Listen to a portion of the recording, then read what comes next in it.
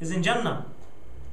And why is it we don't, when we think about salah or we think about something Islamic, we don't give it that seriousness?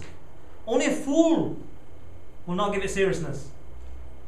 Why are you going to give this seriousness and not this? Why are you not giving this seriousness?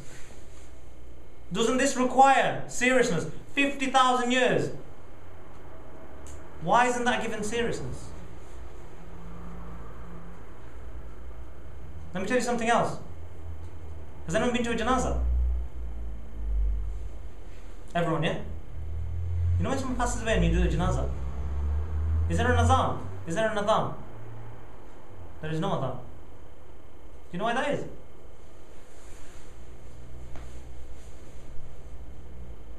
There's actually a discussion with scholars.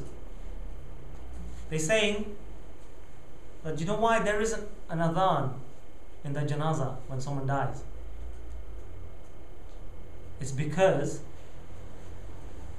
when you're born, you know when you're born, your father, he gives you adhan in your right ear and iqamah in your left. Yeah? Because you're a Muslim, he's happy. You know what that happy occasion is? That is your adhan and iqamah for your janazah, to show you how short life is. Have you ever wondered? Was it just that, you're given adhan and iqamah just because we're Muslim? It's not just because of that. It's actually to show you how short life is. That's why in your janazah, or whoever's janazah, there is no adhan. Because it's already given for you. When you're a child, when you're born, as soon as you're born, look at that line. This.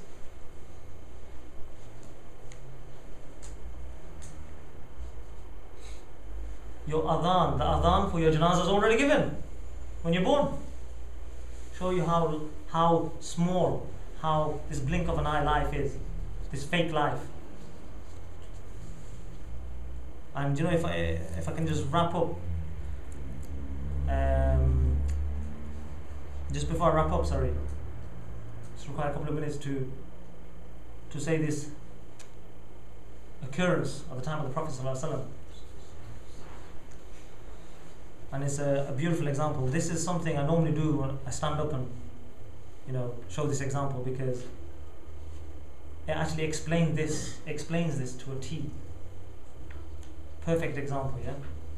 But I'll sit down and do it. They said that the Prophet ﷺ was once around his companions and he had 3 stones. He had 3 stones, yeah? And he had 3 stones. He showed the Sahaba, or the companions, and he dropped 1 stone, and they're watching him. He knows they're watching him, so they're watching him. He drops 1 stone right next to his feet. Just picture him standing, yeah? Right next to his feet. So this is 1 stone, right next to his feet. The second stone, and he's not saying anything. The second stone, he drops just in front of him, whereas everyone can still see that stone. He's still in range. So they're thinking, what's going on here? And the third stone, he throws, just imagine I threw this, yeah? He throws so far that you can't see it. It's gone. You can't even see it. Pegged it one. I'm thinking, Ya Rasulullah, what are you doing? And he says, these stones, they represent something.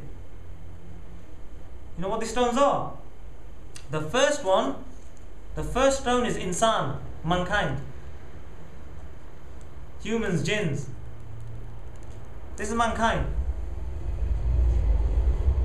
The second stone, he skips.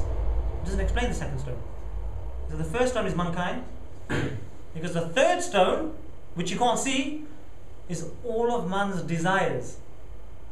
Wanting that big house, yeah? Want to get married, want to earn a business, want to be successful. All of man's desires. Says, Ya Rasulullah, what's the second stone? You've skipped the second stone. Because the second one. The second one is death. What does this mean? What does this mean?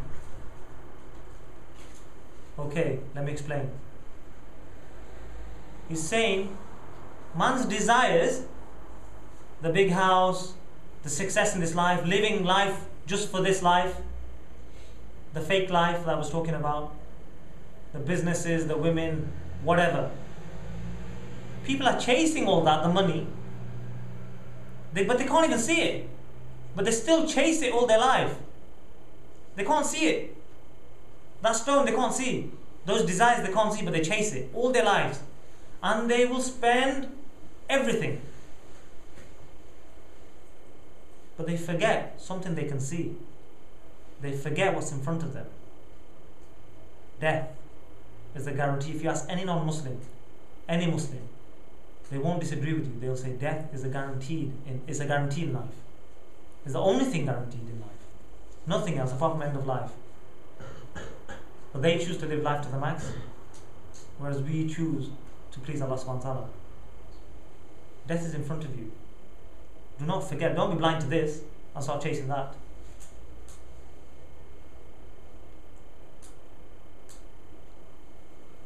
I'm just going to wrap up, but I want to say that I hope that it's been thought-provoking. We've not the best of equipment, but inshallah, if you agree with what I've said, because for me, bro, it was an eye-opener. It was like I said, it had an impact on me. And subhanAllah, you cannot live this fake life in ignorance of the akhirah, of the real true test. This life is one big exam. Yeah? The test papers, the marker is Allah subhanahu wa ta'ala. And He will grade you. Accordingly, He will grade you. You do not want to fail. And death is a destroyer of all pleasures. At some point in our lives, whether it's myself, whether it's Suleiman, any of you, to be realistic, without scaring you, you will have to die. You will have to go. The question is, whose number is going to be called first? Whose number is going to be called first? And when we go, we're going to go to our Rabb. Inna lillahi wa inna ilayhi raji'un. We're going to go to our Rabb. And whatever you did in your life, you'll have to answer for. And I pray to Allah subhanahu wa ta'ala that when death finally catches up and we meet death and the angel of death, we meet him with a smile, because the angel of death is our friend, and we prepare ourselves for death while saying the shahada, Ashhadu an la ilaha illallah Muhammad Rasulullah, while saying the shahada. And I pray that our good actions in Islam and the Quran, the glorious Quran, is our beautiful companions in the grave. أقول قولي هذا أستغفر الله العظيم.